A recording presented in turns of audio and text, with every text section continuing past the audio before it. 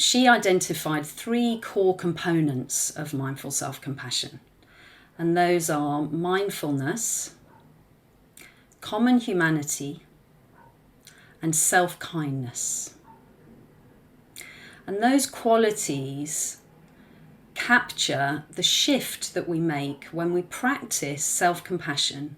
We shift from threat defense as a source of safety to the caring system as a source of safety. The practice can help us